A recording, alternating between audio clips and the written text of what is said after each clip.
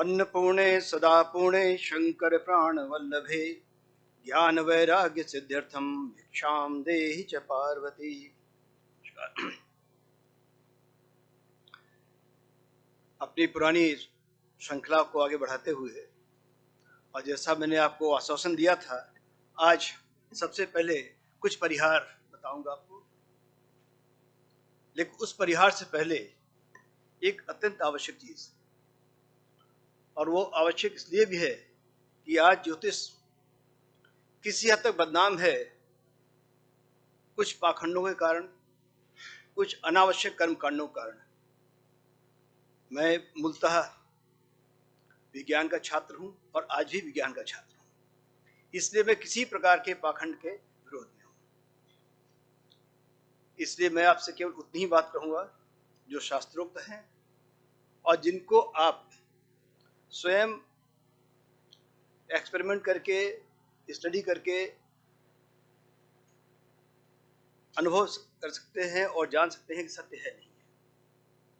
और उससे भी पहले एक अत्यंत आवश्यक चीज, जो भी अर्थशास्त्र के विद्यार्थी हैं वो इससे परिचित होंगे। एक चीज होती कोबरा इफेक्ट। केवल अर्थशास्त्री नाम सुना होगा, बाकी उन्होंने उसका नाम नहीं सुना होगा। ये अर्थशास्त्र में पढ़ाया जाता है और इसको बताते इसलिए है कोबरा इफेक्ट कि आज से करीब 150 वर्ष पूर्व दिल्ली में कोबरा बहुत बढ़ गए थे, क्योंकि नया शहर बन रहा था, जंगल काटे जा रहे थे, तो नेचुरली कोबरा को जब रहने जगह नहीं मिली वो शहरों में आने लगे। ब्रिटिश गवर्नमेंट ने, कोई रहा होगा कम अनुभवी व्यक्ति, उससे पूछा क्या करना चाहिए। तो बहुत सुंदर तरीका है, जो भी एक कोबरा मार के लाए उसको एक सिल्वर कॉइन दिया जाए। उस जमाने एक सिल्वर कॉइन बहुत बड़ी चीज थी। लोगों ने भी जान को जोखिम में डाल करके कोबरा मारना शुरू किया और ला के देना शुरू किया।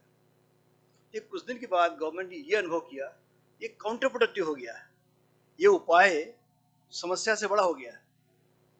हुआ ये, कुछ लोगों ने कोबरा पालना शुरू कर दिए, ब्रीडिंग शुरू कर दी कोबराज की। तो ये तो उल्टा हो गया, ये तो तात्पर्य नहीं था। क्योंकि जब कभी भी कोबरा ब्रीडिंग करते थे और जब बच्चे बढ़ जाते थे तो पुराना सांप निकाला, उसको मारा, दे दिया, लेकिन उस प्रासद एक दो सांप छूट जाते थे, वो शहरों में पहुंच के गाँव बचाते थे। तो गवर्नमेंट ने वो स्कीम विड्रॉ कर ली। जब स्कीम विड्रॉ कर ली तो लोगों ने कहा अब कोबरा पाल के क्या होगा, उन्होंने अपने सब कोबरा छोड़ दिए। शहर में बिल्कुल से एक तरीके से हंगामा हो गया। तब इकोनॉमिस्ट ने पहला टर्म लिखा ये कोबरा इफेक्ट, कि कई बार ऐसा समस्या से समाधान ज्यादा समस्या वाला हो जाता है। तो समाधान ऐसा होना चाहिए कि समस्या को समाप्त करे, बढ़ाए नहीं। तो उसी प्रकार ज्योतिष में जल्दबाजी में जब हम परिहार करते हैं तो कई बार वो परिहार समस्या को बढ़ा देता है। तो जब तक वैज्ञानिक तरीके से बात सिद्ध नहीं हो उसको कभी मत करिए। जैसे मैंने उस कहा था, एक ट्रेंड चल पड़ा है इस दाहिने हाथ, इस तर्जनी में पुखराज बनाने की। मैंने कहा हाथ में 5 महाभूत हैं, 5 उंगलियां हैं, इनका ग्रहों से कुछ लेना देना नहीं है। अगर शास्त्रों में ईश्वर की ये इच्छा रही होती कि हम ग्रहों के साथ उंगलियां होती, हाथ में 7 उंगलियां होती है 9 होती, और 9 ने 7 तो होती होती, प्रत्येक ग्रह की 1 उंगली होती, लेकिन केवल 5 उंगलियां हैं, 5 महाभूतों के प्रतीक है। तो उसी प्रकार से कोई भी उपाय, कोई भी परिहार जब तक वैज्ञानिक दृष्टिकोण से या किसी ऋषि तुल्य मनुष्य न कहा हो उसको मत करिएगा। तो जैसा मैंने पहले कहा था, आपको पहला मैं परिहार बताऊंगा कैंसर का, और इसको मैंने स्वयं करीब 65 लोगों पे आजमा के देखा हुआ है, और उसमें करीब 50 ठीक हो गए, 50 से ज्यादा लोग ठीक हो चुके हैं। लेकिन इसमें 2 पक्ष हैं इसका जो मंत्र है मुझे कांची के परमाचार्य उनके माध्यम से मिला है, स्वामी चंद्रशेखर सरस्वती जी, और लोग उनको लिविंग गॉड कहा करते थे। और जो उन्होंने इसकी महिमा बताई वो भी अद्भुत तरीके से, कि उसके पीछे तथ्य है आयुर्वेदिक। आयुर्वेद में कहा जाता है कि कफ पंगु पित्त पंगु पंगवे बलधातुना वायुना यत नियंते गच्छन्ते तत्र मेघवत, कि शरीर में जितने भी हमारे ये त्रिदोष हैं उनमें से 2 तो चलायमान होते हैं, लेकिन कब होते हैं, जब वायु धक्का मारे, अदरवाइज स्टेशनरी होगा। कफ पंगु, बिल्कुल कफ जहां पे वहीं पड़ा रहेगा। पित्त पंगु, वो भी कोई हलचल नहीं करेगा जब तक वायु झटका न मारे। तो कांची परमाचार्य कहना था कि अगर वायु को कंट्रोल किया जाए तो कोई भी बड़ी से बड़ी बीमारी ठीक की जा सकती है, और आयुर्वेद भी इस बात को मानता है। अब इस बात को जोड़ा नारायणीयम से। नारायणीयम का एक मंत्र है कि अस्मिन परात्मन नन्पाद्म कल्पे तुम इत्थम उत्थापित पद्म योनि अनंत भूमा मम रोग राशिम निरुंधिवातालय वास विष्णु। इसमें गुरुवायूर के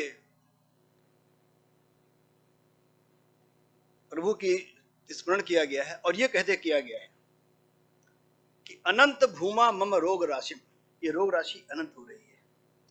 निरुंधि वातालय वास विष्णु, तो इसमें शब्द वात जो आ रहा है, और जगह उसका नाम भी पूरा मलयालम है, स्थानीय वही है, गुरुवायूर की जगह वही है। तो उनका कहना था कि इस मंत्र के पाठ से आगामी निरंतर करें, इसमें लाभ होगा। लेकिन मैंने इसका एक चीज और जोड़ी, मैंने इस पर विचार किया। इसमें बात आ रही है भगवान विष्णु की और ब्रह्मा जी की। ब्रह्मा जी जो विष्णु के नाभि कमल से निकले हुए हैं, इस पर मैंने मंथन किया वैज्ञानिक दृष्टिकोण से। और जिस समय बच्चा माँ के गर्भ में होता है, उस समय पर उसका पोषण माँ से वो अम्बिकल कार्ड के तो जुड़ा होता है, उसकी नाभि से काट जाती है और माँ से जुड़ जाती है। माँ से ऊर्जा लेता है और नाभि पूरे शरीर में डिस्ट्रीब्यूट करती है।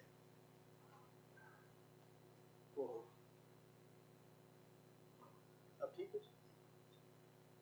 तो नाभि का कार्य होता है, जिस समय नाखून बन है तो नाखून ऊर्जा भेज देना, जिस समय पर मांस बन रहा है मांस, जिसमें हड्डी अस्थि बन रही अस्थि, जो शरीर का अंग पोषित होना है नाभि उसको वहां भेजती है।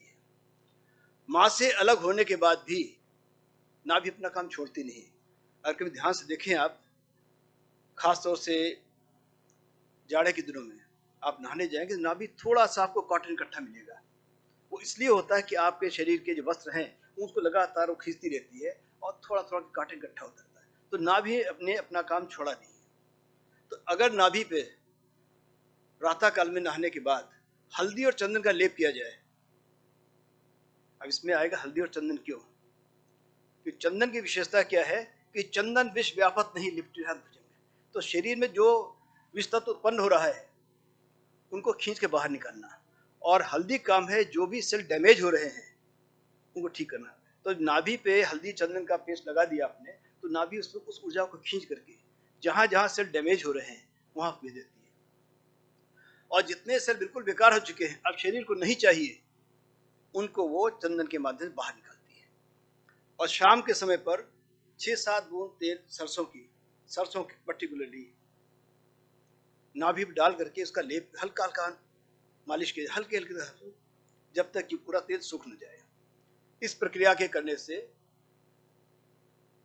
अगर आयु शेष, अगर आयु ले ली गई तो भगवान के इसके अलावा आयु को वापस करने वाला कोई नहीं है, ये क्षमता उनमें थी, मरीज ठीक होगा। इससे पहले बड़े ठीक होते रहे हैं, इसमें ठीक होने में कोई संशय नहीं है। तो इसको आप लोग नोट कर सकते हैं, आजमाया हुआ है, आप देख सकते हैं। इसको बेटा दोबारा लगा।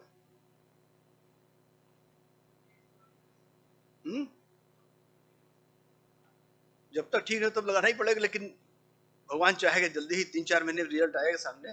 मतलब व्यक्तिगत केसों को कोट करना ठीक नहीं होगा, लेकिन देश के बहुत वीवीआईपी में समझिए एक आदमी है, उनकी पत्नी से डॉक्टर्स ने कहा, सॉरी पत्नी को देखकर घर वालों से कहा इनको घर ले जाइए और 2 महीने का जीवन शेष है, खुश रखिए और कुछ करने की जरूरत नहीं, अब कीमो की जरूरत भी नहीं है।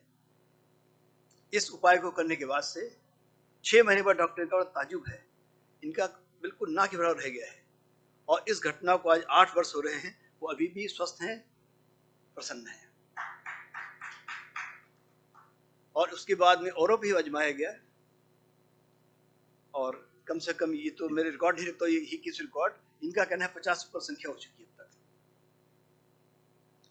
क्योंकि सिर्फ 2 कारण है, एक जिस महापुरुष ने मंत्र दिया है उनकी तपस्या पर मुझे कोई संदेह नहीं, और उसकी कई घटनाएं हैं, चूंकि समय कम मैं बता नहीं सकता हूँ, मैं कई चीज अनुभव की। एक छोटी घटना बताऊंगा जिससे आप समझेंगे कि किस प्रकार के सिद्ध पुरुष थे वो।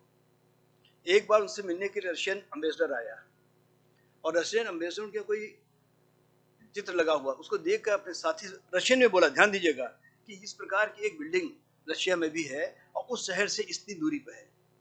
और परमाचार्य ने, जो इंटरप्रेटर था, उसे कहा इन सब गलत कह रहे हैं, वो स्थान जहां से कह रहे उसके उत्तर की दिशा में है और करीब 25 किलोमीटर दूरी पर है। उसको विश्वास नहीं हुआ कि दोनों रशियन बात कर रहे हैं, और स्वामी जी संस्कृत जानते हैं, हिंदी जानते हैं, बांग्ला जानते हैं, तमिल जानते हैं, तेलुगु जानते हैं, मलयालम जानते हैं, लेकिन रशियन तो नहीं जानते। फिर भी बड़ी हिम्मत करके उसने अम्बेसडर से कहा कि साहब स्वामी जी बात कह रहे हैं। उसको विश्वास नहीं हुआ। बड़ी पुरानी बात, लेकिन तभी अम्बेसडर के पास अपना सैटेलाइट फोन होता था।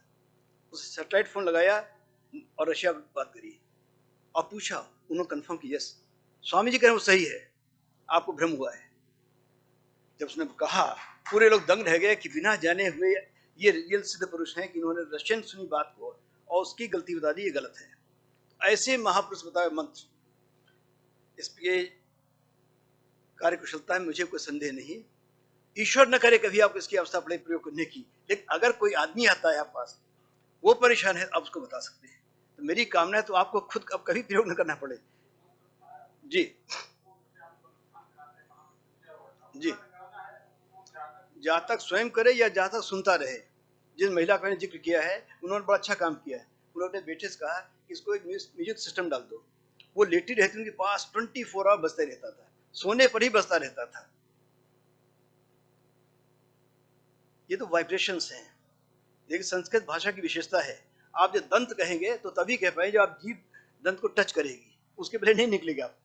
तो जो जो जैसे वाइब्रेशन निकलने चाहिए, शरीर के जिस अंग को पुष्ट करना चाहिए, वो वाइब्रेशन वहां पहुंचते हैं। और ये विशेषता केवल संस्कृत में है। मेरा दुर्भाग्य रहा कि शुरू संस्कृत को भेज दिया गया साइंस साइड में, मैं ढंग से पढ़ नहीं पाया। अब बुढ़ापे में आने के बाद कुछ कोशिश कर रहा हूँ सीखने की, और अब लगता है कितना चीज छूट गई।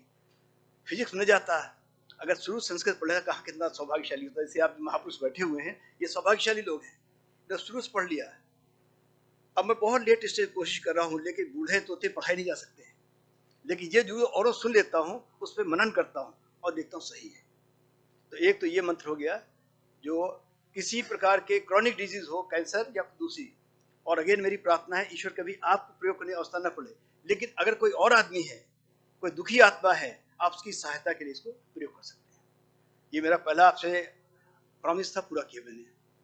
दूसरा है, मैंने कहा तो जिन कन्याओं का विवाह नहीं हो रहा है, और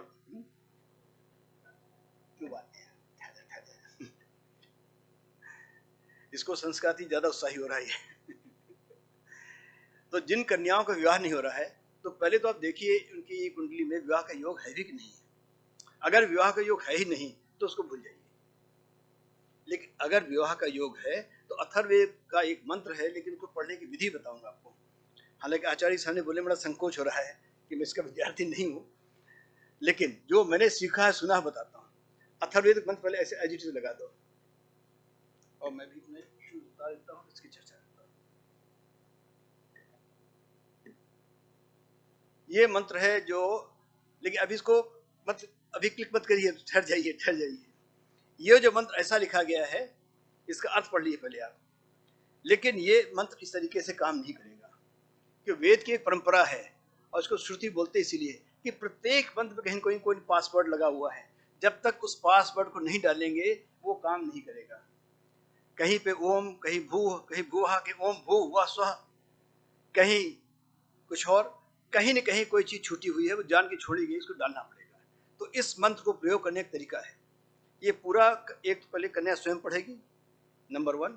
नंबर 2, पूरा पढ़ने के बाद में यो वराह प्रतिकाम्य, उस करके 2-3 सेकंड का गैप, फिर कहीं नमः, तो नमः इसमें ऐड किया जाएगा। ये इसका है प्रयोग। वो थी पहले थ्योरी, ये है वो प्रयोग।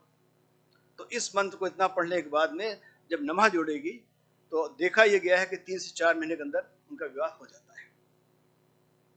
तो बड़ा सुंदर सा है। मैं आप सबको आता ही, सभी संस्कृत आदि पढ़ाने की जरूरत किसी को नहीं है, तो मैं इसको प्रोनाउंसिएशन पे गौर नहीं करूंगा कि कैसे पढ़ेंगे, सब पढ़, मैं मान चलता हूँ सभी पढ़ लेंगे। जहाँ पे मुझे आशंका होती है वहाँ पढ़ाने की कोशिश करता हूँ, लेकिन यहाँ जानता हूँ इसकी आवश्यकता नहीं है। केवल एक ही चीज़ है कि 2-3 सेकंड का गैप, फिर नमः। किसी को शंका तो नहीं इसके बारे में? ये भी बाकायदा कि सिद्ध पुरुष का बताया हुआ है और इसको भी आजमाया हुआ हम लोगों ने। अगर विवाह का योग है तो उसमें विवाह को शंका नहीं होती। देखा गया है 3 से 6 महीने के अंदर उसका विवाह फिक्स हो जाता है, और अगर संयोगी नहीं बिल्कुल तो ये काम नहीं करेगा।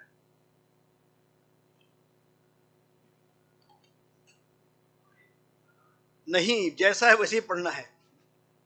मैंने पहले दिन कहा था जैसे कि यह षडाक्षर और पंचाक्षर मंत्र है, ओम नमः शिवाय एंड नमः शिवाय, दोनों का तात्पर्य अलग अलग है।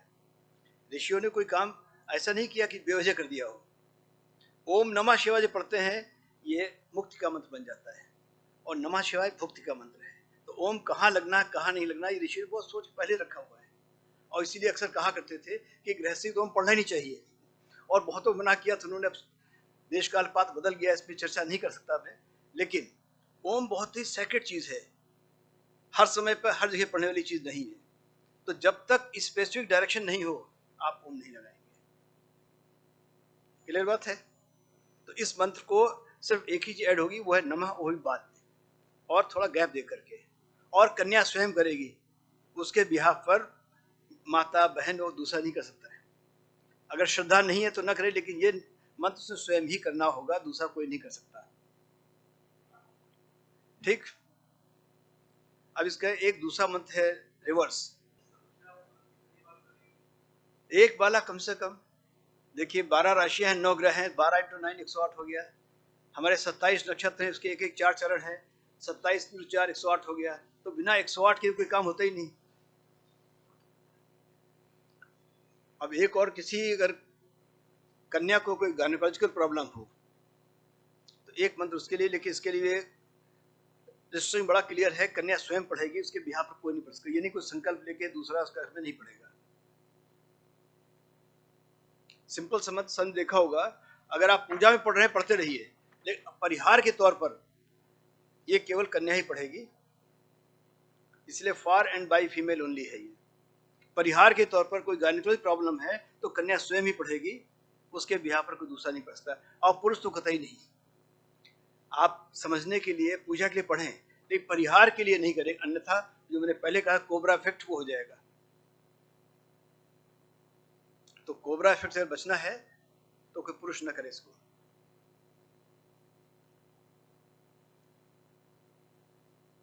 अब इसके पश्चात हम वापस आते हैं भावात भावों पे, आज के ज्योतिष चर्चा पे। ये मेरा आपसे जो पुराना आश्वासन था पूरा हुआ। अब मैं आज के सब्जेक्ट पे आता हूँ। हैं? जी जी, श्रीमद जैसा लिखा वैसे रहेगा, जो लिखा है वही रहेगा, इसमें कोई संदेह नहीं। जो जैसा लिखा वैसे ही पढ़ेंगे, लेकिन महिलाएं पढ़ेंगी, पुरुष नहीं पढ़ेंगे। आप पूजा में पढ़ सकते हैं, रिपीट कर रहा हूँ, परिहार के तौर पर नहीं पढ़ेंगे आप। परिहार के तौर पर महिलाएं पढ़ेंगी, और पूजा में आप पढ़ना चाहे आप भी पढ़े, स्वतंत्र है, उसके लिए अंतर हो जाता है कि इस भावना से पढ़ना है। अगर आपके मन में इच्छा है परिहार हो इस समस्या का, तो उसमें आप नहीं पढ़ेंगे, महिलाओं के लिए दुर्ग ही रहेगा बिल्कुल। जो लिखा शिव को मैं बाकायदा ठोक भी आपके पहले दिन में लिखा था, लोगों शंका की ये नहीं है, फिर मैंने अगले दिन लाके दिखाया था ऐसा ही है। तो जो लिखा है इसमें कोई शंका नहीं। न केवल वर्तनी देख ली गई है, इसका प्रयोग करके देख लिया गया है। उसके पश्चात आपको दे रहा हूं मैं बताने, साइंस का आदमी किसी चीज जब तो उस पर एक्सपेरिमेंट में कोई विश्वास नहीं करता हूं। जिसके बहुत सारे प्रयोग हो चुके हैं, कम से कम 10-15 वर्ष लगातार इसका फल देख लिया गया, तब से कहा जा रहा है आज, तो कोई शंका वाली बात नहीं है। अब हम आते हैं आज के अपने दूसरे सब्जेक्ट पर, भावात भावम पे। जैसा मैंने पहले दिन कहा था, अक्सर क्या होता है, हम भावात भावम समझते हैं कि कहीं जो ग्रह बैठा उससे उतने घर और आगे देख लिया गया और उसका फल देख लिया। इसमें थोड़ी सी त्रुटि रह जाती है। जैसे कोई ग्रह छठे घर में बैठा हुआ है, उसमें दो विशेषताएं तुरंत हो गई। एक, वो 5वें घर से दूसरा है, लेकिन दूसरे घर से 5वां है। तो जिस आप दूसरा और 5वां इन दोनों के गुणों को छठे घर में जोड़ेंगे, तब उसका जो फल आएगा वो सही फल होगा। मैं रिपीट कर रहा हूं, अगर छठे घर में कोई ग्रह बैठा हुआ, उदाहरण दे रहा हूं उसमें क्या होगा कि ये 5वें घर से दूसरा हो गया, लेकिन दूसरे घर से 5वां हो गया। तो इसका फल निकालना होगा तो आपको दूसरा, पांचवा और छठा इन तीनों कंपोनेंट जोड़ना होगा, प्लस वो ग्रह जो वहां बैठा हुआ है। तो ये 4 कंपोनेंट जुड़ेंगे तब सही फल आएगा एक दृष्टिकोण से। और ऐसे और सारे कंपोनेंट अभी दिखाऊंगा आपको। तो पहले मैंने एक आपको गीता का श्लोक सुनाया था जिसमें 3 आउटर प्लैनेट बात की गई थी। धूमेन आवृते वह्नि, मेरा ये शनि से जुड़ा हुआ है। यथा आदर्श मलिनचा, संधि विच्छेद के लिखा हुआ है, कंफ्यूज मत होइएगा, उसमें लिखा होगा यथा आदर्शो मलिनचा, डोंट गेट कंफ्यूज्ड। संधि विच्छेद इसलिए किया भाई सब जगह बोलना होता है, हर आदमी पढ़ नहीं पाता, इसे ऑलरेडी संधि विच्छेद कर दिया गया है ताकि हर एक पढ़ने में सुविधा हो। अन्यथा जो गीता उठाएंगे उसमें संधि करके लिखा हुआ है, यथा दर्शो मलिनचा होगा। यथा उल्वेन आवृता गर्भा तथा तेने इदम आवृतम, उसमें लिखा तथा तेने इदम आवृतम। तो आप पढ़ना चाहे उसे पढ़ें, लेकिन विच्छेद सिर्फ और उनके लिए किया गया जिनको नहीं आता है, जो संस्कृत जानना चाहते हैं लेकिन विचारों को नहीं आती, उनकी सुविधा के लिए। तो इसमें पहला ग्रह था शनि, दूसरा गया मंगल और तीसरा गया था बृहस्पति। तो इसका सीधा तात्पर्य है कि जब कभी भी ये अपनी विशेष दृष्टियों से लग्न को प्रभावित करते हैं तो विशेष फल देते हैं। तो आज समय कम है चूंकि, तो त्रिपाठी ने कहा है, तो उसको देखते हुए मैं आपको सिर्फ एक ग्रह की चर्चा करूंगा, मंगल की। मंगल पे आ जाइए। इसमें कहा गया है कि जिस प्रकार से आदर्श पर मल पड़ जाता है और छवि धूमिल हो जाती है और उसको पुरुषार्थ के माध्यम से, थोड़ा परिश्रम के माध्यम से उस मल को हटाया जा सकता है और उस आदर्श को पुनः चमकीला बना सकते हैं। तात्पर्य यह हुआ कि हमारे कर्मों में जब जब पुरुषार्थ की कुछ कमी आती है तो जो फल आना होता है धूमिल हो जाता है, मलिप्त हो जाता है। उसको कैसे ठीक किया जाए उसकी चर्चा करेंगे। अब शनि की बताया था हमने उस दिन आपको कि विशेष दृष्टियां चौथी और आठवीं क्यों होती है, मैं इसकी चर्चा ऑलरेडी कर चुका हूँ कि चौथी दृष्टि क्यों है, आठवीं दृष्टि क्यों है और उनके में फलों में अंतर क्या है, ये भी चर्चा कर चुका हूँ मैं। अब अष्टम दृष्टि देखिए, अगर आप कालपुरुष से, कालपुरुष की जो लग्न है मेष राशि, वो मंगल की अपनी मूल त्रिकोण राशि है और अष्टम राशि भी इसकी अपनी राशि है। तो जब मंगल अपने मूल त्रिकोण से वृश्चिक राशि की देखता क्या करता है, ये दो भावों को एक साथ जोड़ रहा है। यानी मंगल में वो सामर्थ्य है कि प्रारंभ और अंत दोनों को जोड़ सके। जीवन प्रारंभ है और अष्टम भाव मृत्यु है, तो दोनों को जोड़ने की, फिर फल को परिवर्तित करने की क्षमता मंगल के अंदर है। यह उसकी अष्टम दृष्टि कहती है। जब कहीं भी मंगल किसी भाव को अष्टम दृष्टि देखेगा तो दोनों को बैलेंस करने की कोशिश करेगा। उदाहरण के तौर पर किसी कुंडली में मंगल दसम स्थान में है, अब वो दसम स्थान से बैठ करके पंचम को आठवीं दृष्टि देखेगा। अब पंचम और दसम को उसने जोड़ दिया, ठीक, कुछ कंपोनेंटों को भी छोड़ रहा हूं, आगे लूंगा उसको। अब इसमें क्या होगा, वो पंचम और दसम को बैलेंस करने की कोशिश करेगा। मैंने दो भाव जिनको जोड़ता हूं उनको बैलेंस करने का प्रयास करता है। जब तक आपका जीवन है तब तक मंगल आपको लग्न के माध्यम से जुड़े रहेगा, और जैसे ही जीवन समाप्त होने लगेगा, आपने पहला पुरुषार्थ किया मंगल के माध्यम से, आपने पहली सांस ली संसार में आए, और अंतिम पुरुषार्थ किया जब अंतिम सांस छोड़ दिए, संसार को छोड़ दिया। तो इन दोनों श्वासों के बीच मंगल आपके पुरुषार्थ को बैलेंस करता है, और आठवीं दृष्टि दिखा रही है कि वो बैलेंसिंग कैसे हो। अगर मंगल आपका दसम स्थान बैठा हुआ है तो जब जब आपका दसम बहुत प्रबल होगा तो पंचम थोड़ा सा डाउन जाएगा, और या ऐसा होगा दोनों मध्यम लेवल चलते रहेंगे। लेकिन अगर एक एक्स्ट्राऑर्डिनरी ऊपर जाएगा तो दूसरे को डेंट पड़ेगा। तो ये मंगल अष्टम दृष्टि दोनों को बैलेंस करने का प्रयास करता है। तो इसलिए मंगल की ये अष्टम दृष्टि बहुत इंपॉर्टेंट है। चौथी दृष्टि के अनुपात में या सात्विक अनुपात अष्टम सबसे इंपॉर्टेंट है। तो जब भी मंगल को देखिए सबसे पहले आप नजर जानी चाहिए इसकी अष्टम दृष्टि कहाँ पड़ रही है। जहां पर अष्टम दृष्टि पड़ रही होगी तो जहां पर बैठा हुआ और जहां पर अष्टम दृष्टि पड़ रही, उन दोनों बीच कोई सामंजस्य बना रहा होगा, और अपने पुरुषार्थ के माध्यम से जातक उस सामंजस्य को पूरा करने का प्रयास करता रहेगा। उदाहरण दिया था मैंने पिछली बार कि अगर सातवें स्थान मंगल बैठा हुआ है तो अष्टम दृष्टि पड़ेगी सेकंड हाउस में, ऐसा जातक एक सामंजस्य बैठाने का प्रयास करेगा अपने आप में और पत्नी के बीच में और परिवार के बीच में, और अक्सर उसके लिए पुरुषार्थ उसको ही करना पड़ेगा, और वो परिवार के बीच की जितनी भी रिस्पॉन्सिबिलिटीज है उनको अवश्य पूरा करेगा। परिवार से मिले न मिले, कुटुंब से मिले न मिले, लेकिन वो जातक कुटुंब के उसके जो भी दायित्व हैं उनको पूरा करेगा, क्योंकि मंगल उसको पुरुषार्थ करने प्रेरित कर रहा है। एक सामंजस्य बैठाएगा। एक तरफ पत्नी को समझाएगा ठीक ऐसा नहीं है, और एक तरफ कुटुंब को समझाएगा, और कोशिश करेगा कि दोनों के दायित्व पूरे हो जाए, दोनों ही संतुष्ट हैं, कोई दुखी न होने पाए। इसी और भी है, लेकिन जो समय कम है इसलिए मैं थोड़ा इसको जम करूंगा। सीधे आते हैं, कोई एक स्पेशल के देख लेते हैं। सीधा एक एग्जाम्पल लो, छठे भाव के 4:45 हो रहा है, 15 मिनट कहते हैं पाठी की बंद करो। तो अब इतने मनीषी बैठे हुए इनके सामने मेरा साहस नहीं हो रहा कि मैं दुस्साहस करूं। लेकिन एक उदाहरण देता हूं, एक और आएगा। मंगल और शनि दोनों ही कर्म कारक हैं। अंतर क्या है? मंगल आपको थोड़ी स्वच्छंदता देगा कर्म करने की, शनि अपरिहार्य कर्म कराएगा आपसे। तो अपरिहार्य और स्वच्छंद के बीच जितना अंतर है उतना ही मंगल और शनि के बीच में। दोनों ही कर्म के ग्रह हैं, दोनों ही कर्म कराते हैं, लेकिन मंगल थोड़ा आपको लैटिट्यूड देता है, शनि किसी प्रकार की कोई आपको स्वच्छता देगा, सीधे जो काम कराना करता रहेगा। शनि बाधित करेगा, मंगल नहीं करेगा। अब इसको छोड़ो शनि, अब हम एक उदाहरण लेते हैं आपको, मंगल अगर छठे स्थान में तब क्या होगा। एक उदाहरण देकर के अपनी बात को क्लियर करूंगा। अगर मंगल छठे भाव में तो क्या क्या फल होने की संभावना है, उनको देखते हैं। बस ये 15-20 समय है, उसमें इतना ही पूरा हो पाएंगे। एक तो जब मंगल छठे भाव में आ गया तो व्यक्त बैठ करके मंगल छठे भाव में ये लग्न को देखेगा अपनी अष्टम दृष्टि से। जैसे अभी कहा, जब भी अष्टम दृष्टि जहां पड़ेगी कोई विशेष बात हो जाएगी। तो ऐसे जातक को छठे भाव से संबंधित जो जो फल हैं और लग्न संबंधित उनके बीच में सामंजस्य बैठाना पड़ता है। और ऐसे जातक को निरंतर पुरुषार्थ करना होता है, निरंतर, तभी जाकर के वो सामंजस्य बैठेगा। तो आप ये मान चलिए, जिसका भी मंगल छठे स्थान बैठा हुआ ऐसा जातक निरंतर कर्म करने वाला होगा और जीवन के अंतिम क्षण तक कार्य करता रहेगा, उसको रोकने वाला कुछ नहीं। और प्रारंभ ऐसा होता है, एक उसके मन में हिचकिचाहट होती कर्म कर, उसको प्रेरित करना होता है, लेकिन एक बार वो सीख लिया फिर वो उसका कार्य चलता रहता है, फिर वो काम को रोकना विलंब करना छूट जाता है। और एक बार प्रारंभ करके फिर लगातार कार्य करते रहते हैं। तो आपको जातक को वॉच करना होगा, प्रारंभ में जब छोटा है प्रेरित करना होगा, वे कर्म कर दो।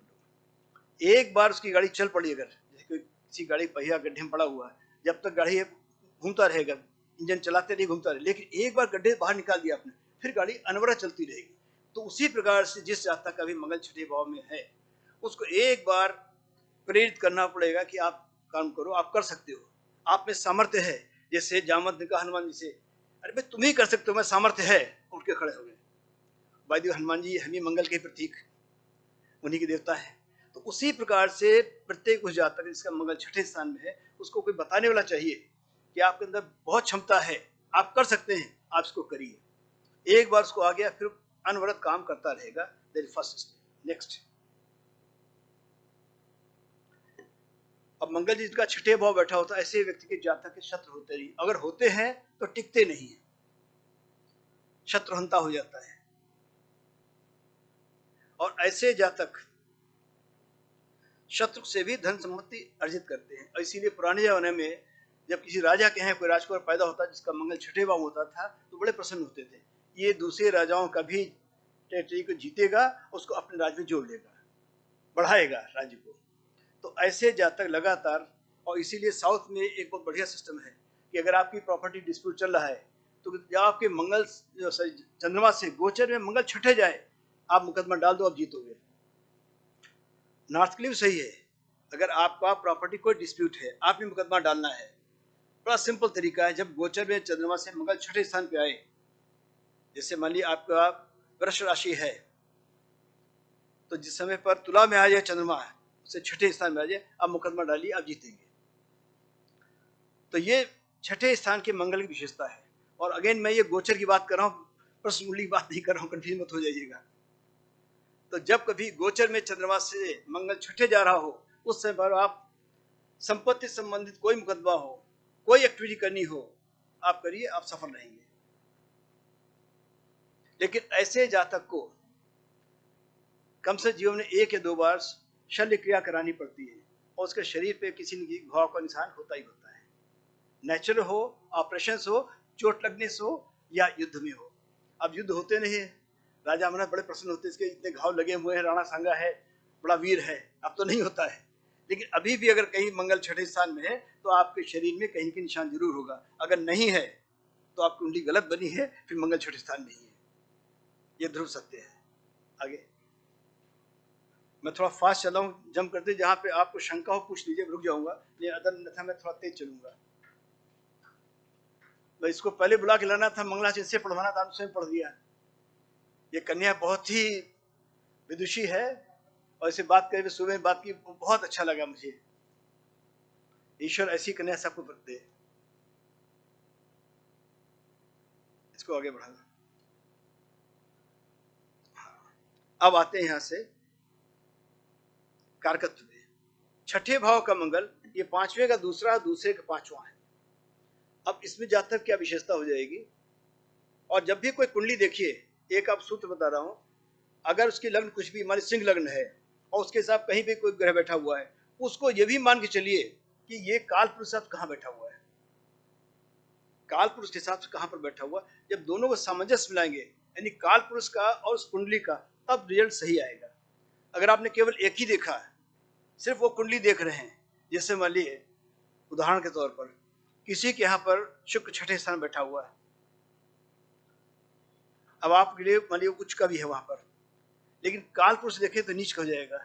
अब इसमें सामंजस्य बैठाना पड़ेगा कि असली फल किसका होगा। फल मीडियम हो जाएगा, मध्यम हो जाएगा, उच्च का फल नहीं रहेगा, नीच का भी नहीं रहेगा, मध्यम हो जाएगा, क्योंकि काल पुरुष के हिसाब से वो नीच का हो गया। और इसीलिए जो लोग नाड़ी से फल देखते हैं, जब भी देखते हैं कि शुक्र नीच का हो गया है, उसको कुंडली बेकार बता देते हैं। इसी प्रकार दूसरा सूत्र है भावार्थ नाकर का, कि दाम्पत्य जीवन अच्छा कैसे होगा।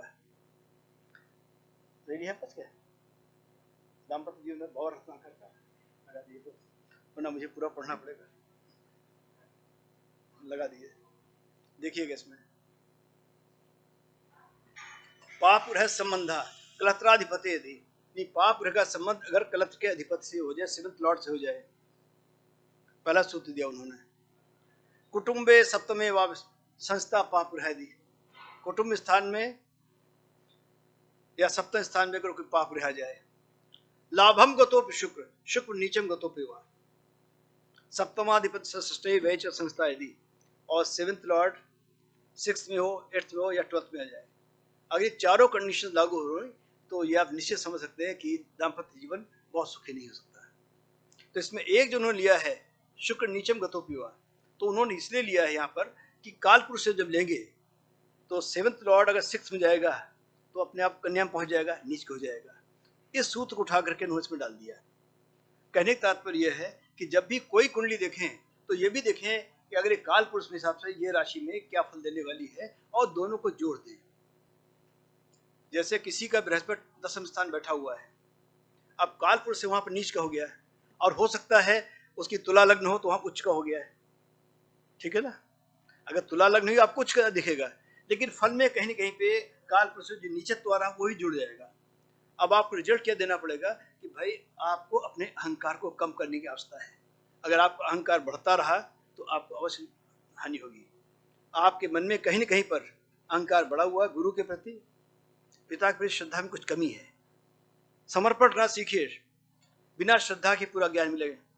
सिर्फ और सिर्फ श्रद्धावान लभते ज्ञान, बिना श्रद्धा ज्ञान मिलेगा नहीं। आपके अंदर अहंकार की मात्रा काफी है, इसको कम करिए। अब अदरवाइज देखेंगे तो बड़ा अच्छा बृहस्पति बैठा हुआ है, लेकिन मेरा अपना देखा हुआ है, जब भी बृहस्पति दसम स्थान में आता है, ऐसे लोग ये सुनना नहीं चाहते और तब तक भटकते रहते जब तक उनको कोई योग गुरु मिलके ये बाध्य न करे कि भाई समर्पण करना सीखो, श्रद्धा से बात करना सीखो। अगर श्रद्धा और समर्पण दो चीजें आ गई तो उनका आगे चल जाता है। तो अगला पॉइंट आ गया इसमें। तो ऐसे जातक भूमि, अचल संपत्ति इत्यादि बुलंदियों पर, इनकी बहुत सारी चीजें होंगी उनके पास, भूमि होगी, अचल संपत्ति होगी, क्योंकि इसमें कारण हो रहा है कि दूसरे का पांचवा है, दूसरे के जो भी फल आ सकता है सामने, पंचमस्थ होकर वो मिलेगा, और पंचम की वृद्धि का जो फल आना चाहिए वही मिलेगा। दोनों को जोड़ दीजिए आप। प्रायः गलती होती है, हम कहते हैं सिर्फ पांचवें का दूसरा, मैंने इसमें जो ऐड किया है कि दूसरे का पांचवा भी है, और जब दोनों को जोड़ दिया फल मॉडिफाई हो गया, और इसलिए आ गया जातक तकनीकी शिक्षा में पारंगत होगा। अगर आप पूछे कि मैं मंगल छठे में क्या पढ़ूं, तो भाई बेटर होगा आप तकनीकी शिक्षा में जाएं। अगर आप फिलॉसफी पढ़ेंगे उतने सफल नहीं होंगे। एक सज्जन थे, वो दूसरी लाइन चले गए और अल्टीमेटली उन्होंने कई वर्ष खराब करने के चेंज करना पड़ा, फिर टेक्निकल लाइन गए और अल्टीमेटली काफ़ी ऊपर गए, लेकिन जीवन के वो वर्ष उनके व्यर्थ हो गए। तो जब भी मंगल छठे स्थान जाए, वो आपको बाध्य करता है कि टेक्निकल साइड में जाएं आप और उसमें कोई अच्छा करें। और पुराने ज़माने में राजा महाराज थे, उनकी युद्ध कला भी टेक्निकली होती थी, अब तो नहीं होती है, लेकिन दुर्घटनाओं की संभावना रहेगी। कारण वही है कि जो जोशी लिखा था, उन्होंने राजा महाराज कुंडली बनाई कि जब मंगल छठे स्थान में युद्ध में तो जाएगा जाएगा, एक आधा चोट तो लगेगी। लेकिन आज भी देखा जाता है, अगर मंगल छठे स्थान में है, आप युद्ध में नहीं भी जा रहे हैं, तब भी आपके कहीं न कहीं चोट लगने की संभावना बनी रहती है।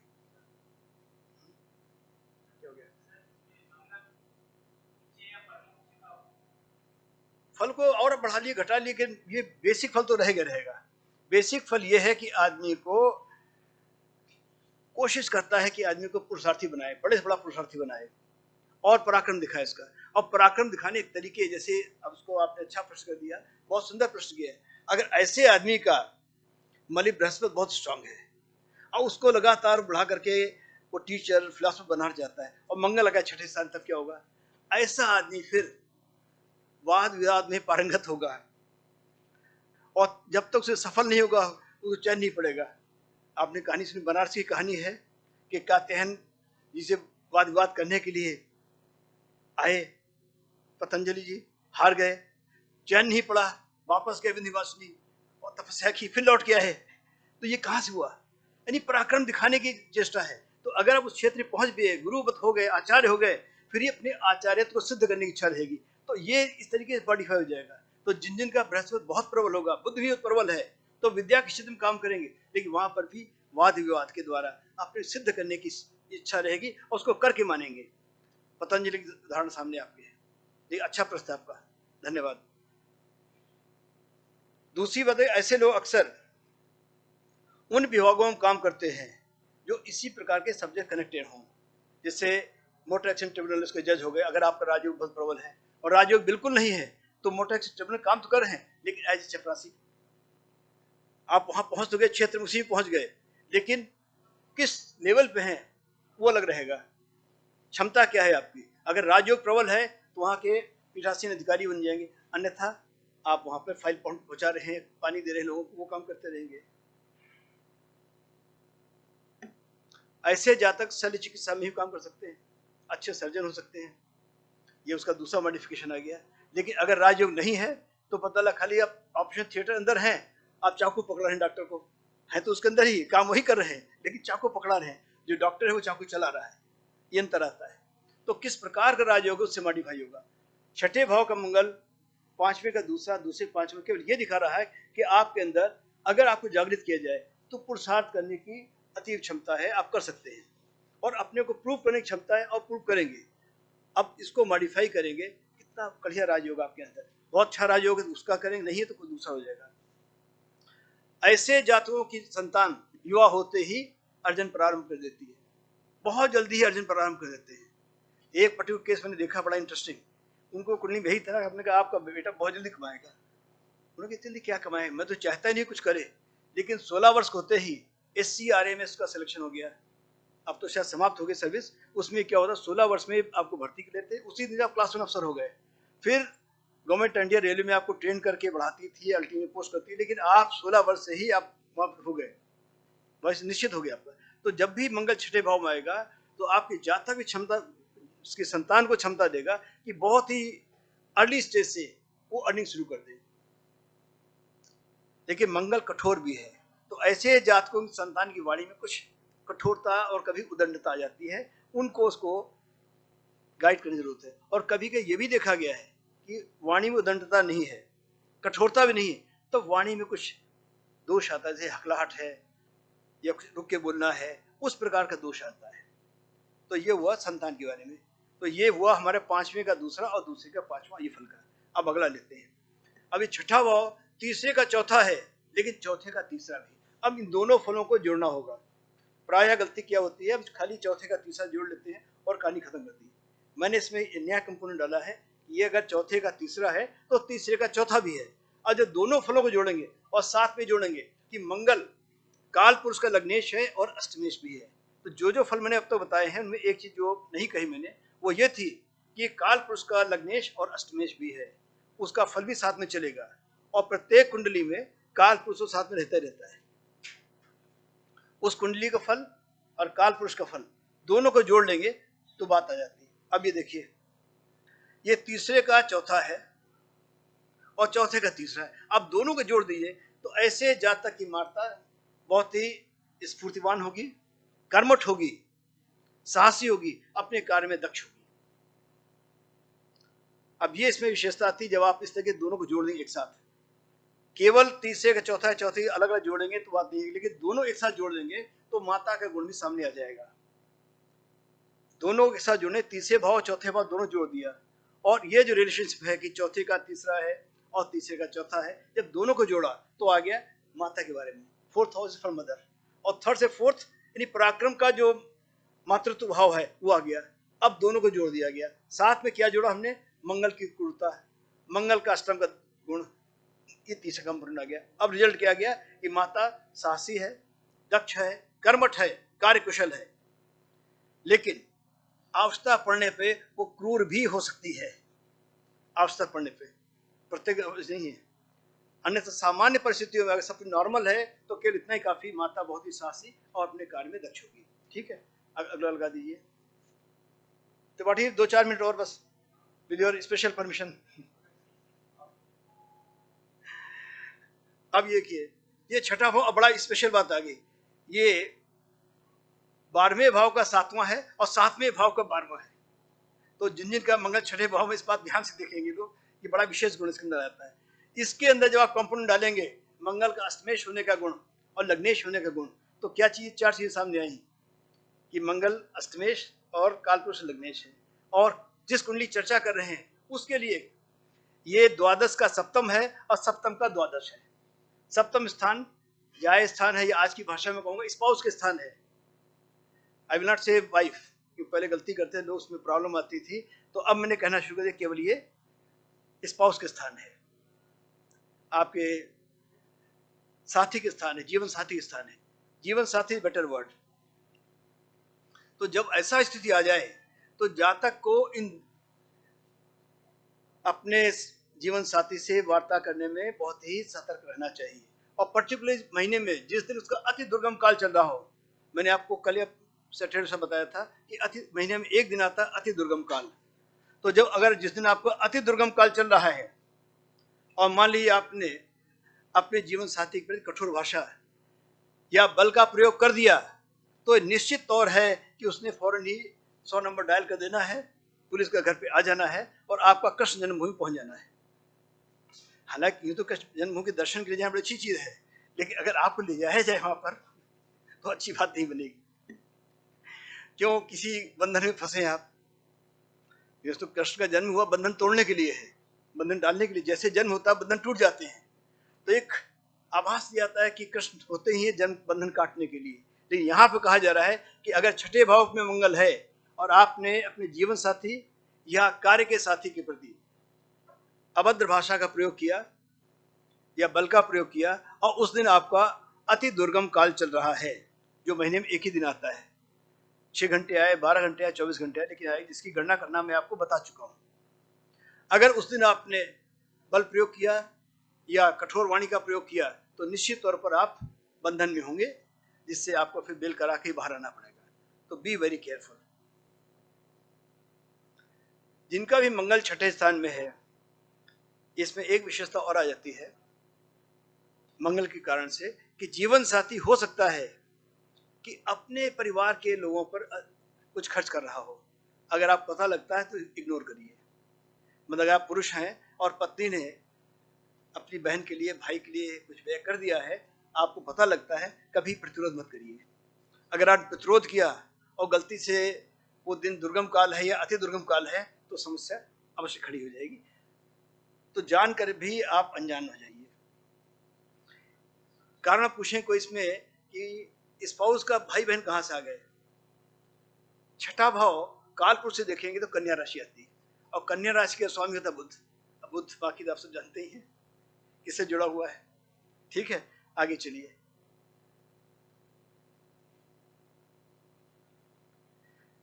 जातक अथवा सा जीवन साथी मीन्स किसी एक को फिजूल खर्ची की आदत होगी, वो धन के भी चिंतित नहीं होगा, दिखावा करेगा, लेकिन इसको जान करके भी आप अनजान बन जाइए।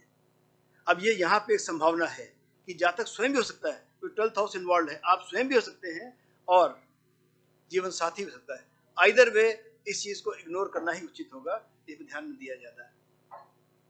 नेक्स्ट, ये बहुत ही देवी चीज आ गई। ये छठा भाव अष्टम का एकादश है और एकादश का अष्टम है। अब दोनों को जोड़िए, प्लस साथ में मंगल का अष्टम भाव का कारक डाल दीजिए इसमें, तो जातक का जो अग्रज होगा, चाहे बड़ा भाई या बड़ी बहन हो, उसके किसी दुर्घटना होने की संभावना रहेगी। बिजली झटका लगे या कोई अन्य बड़ा कष्ट आ जाए, जीवन में घर में आग लग जाए, वो समस्याग्रस्त है, ऐसी कोई संभावना बनी रहेगी।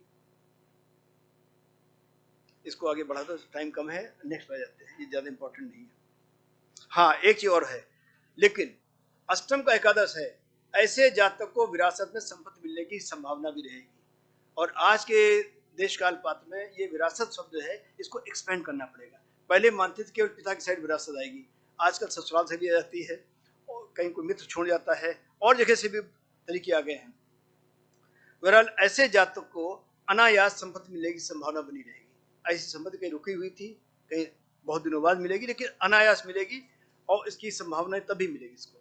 नेक्स्ट, अंग्रेजी हटा दो भाई, हिंदी रखो यार। अब ये एक अद्भुत भाव आ गया है, ये छठा भाव है, 10वें भाव का नवा है और 9वें भाव का 10वां है। तो 10वें भाव का नवा होने से जो फल मिल सकते हैं और 9वें का 10वां, इनके अंदर अगेन मंगल का अष्टमेश होने का और लग्नेश होने के कारक को जोड़ दीजिए और फल सामने आ जाएगा। तो ये बताएगा कि पिता भी किसी न किसी प्रकार की तकनीकी विधा से जुड़े रहे होंगे। अगेन ये तकनीकी शब्द ही आज के देश काल पात्र में थोड़ा इसको एक्सपेंड करने की जरूरत है। पुराने में केवल एक ही दो दिशाएं होती थी, अब बहुत सारी हो गई हैं। पिता ने भी अपने ही पुरुषार्थ से संपत्ति बनाई होगी, जरूरी नहीं उनको उसमें मिली हो, पिता ने अपने ही पुरुषार्थ से संपत्ति बनाई होगी।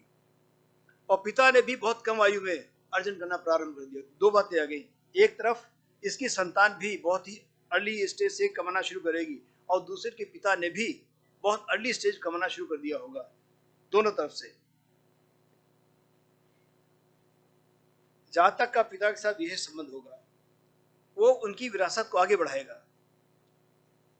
दार्शनिक तौर पर, भावनात्मक रूप से, आर्थिक से, अनेक तरीके से भी हो सकता है कई बार जातक अपने पिता से थोड़ा मतभेद हो, लेकिन धीरे धीरे होकर बिल्कुल कंपैटिबिलिटी आ जाएगी और वो पिता की लाइन को आगे बढ़ाएगा। ऐसा देखा गया है कि ये जातक पिछले जन्म में भी इसी पिता से संबंधित थे। जरूरी नहीं कि पिता पुत्र रहे हों, साथी रहे हों, भाई बहन हो, लेकिन इसका पिछले जन्म पिता संबंध था, क्योंकि 10वें का 9वां है, 10वें स्थान का भाग्य है, और 9वें का 10वां है, जो हमारा भाग्य है उसका कर्म क्षेत्र है, और उसके साथ में अष्टम जुड़ा हुआ है। अष्टम मीन्स मृत्यु। तो इसका तात्पर्य कि पिछले जन्म में भी पिता का अपने और जातक का अपने पिता से कोई संबंध था। वो किस प्रकार था इसको डिस्क्राइब करना जब तक दोनों कुंडली बताना मुश्किल है, लेकिन ये अवश्य है कि दोनों पिछले जन्म से संबंधित हैं, और इसी कारण से दोनों के बीच में एक ऐसा भावनात्मक रिश्ता बनेगा कि जातक अपने पिता की भावनाओं को, उनकी विचारधारा आगे बढ़ाएगा, और उनके जाने के बाद भी इसको आगे रखेगा, छोड़ेगा नहीं इसकी विचारा को। ऐसा भी देखा गया, अगर पिता वकील हैं तो शुरू में जातक इच्छा नहीं है, अल्टीमेटली वकालत करेगा और पिता की वकालत जुड़ जाएगा। अगर वो डॉक्टर हैं तो अल्टीमेटली वही डॉक्टर बनेगा और डॉक्टरी के पेशे को आगे बढ़ाएगा। यानी पिता जो भी कार्य कर रहे थे उसकी इच्छा होगी मैं इसको आगे बढ़ाऊं। एक पर्टिकुलर केस मैंने देखा है कि वो खुद डॉक्टर नहीं बना, लेकिन उसने क्या किया, एक हॉस्पिटल खोला और उस हॉस्पिटल पिता के नाम दिया और उसमें सीईओ बन के चलाता रहा उसको। अब देखिए, उसका मेडिकल लाइन से कोई लेना देना नहीं है और उसका कोई इरादा नहीं था, लेकिन एकदम से इच्छा आई पिता के जाने के बाद में कि मुझे अपने पिता के नाम को अमर करना चाहिए। उनके नाम का हॉस्पिटल खोल दिया और खुद को चलाता रहा। तो मेरे ख्याल से काफी समय हो गया, तो अब आगे तुम इसको कुछ और है तो छोड़ दो इसको। हाँ, बस एक ये बड़ा इंपॉर्टेंट है, जिनका भी मंगल छठे भाव में है उनको अपने पूर्व जन्म के ऋणान बंधन को पूर्ण करने के लिए इस जन्म में पूरा पूरा अवसर मिलेगा और उस अवसर का लाभ भी उठाएंगे, और कम से कम पिछले जन्म के जस्ट इमीडिएट पास्ट जो लाइफ है उसके ऋणान बंधन को अवश्य पूरा कर सकेंगे। पुराने बचेंगे उनको आगे अगले जन्म देखेंगे, लेकिन जो इमीडिएट अवेलेबल ऋणान बंधन है उनको अवश्य पूरा करेंगे वो, और प्रकृति से भी उनको पूरी सपोर्ट मिलेगी और ऋणान बंधन से पूरा हो जाएंगे। अब मेरे ख्याल से यहीं पे छोड़ दिया जाए। तो इसके साथ में आई कैन ओनली से, जो विवेकानंद कहा करते थे कि arise awake and stop not till the goal is reached. Sanskrit आप जानते हैं, संस्कृत जान के मैंने प्यार नहीं कहा है। And last but not least up दीपो भव, इसको आगे बढ़ाइए। बहुत बहुत धन्यवाद। द्वाभ्याम पंचभिरेव च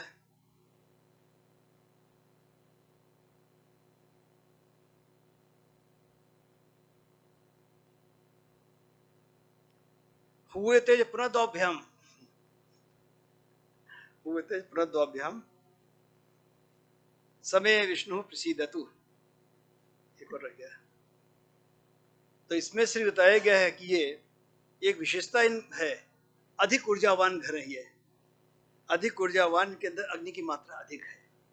तो इनको क्या चाहिए, उतना ही ऊर्जावान साथी मिले तो बात ठीक हो जाएगी।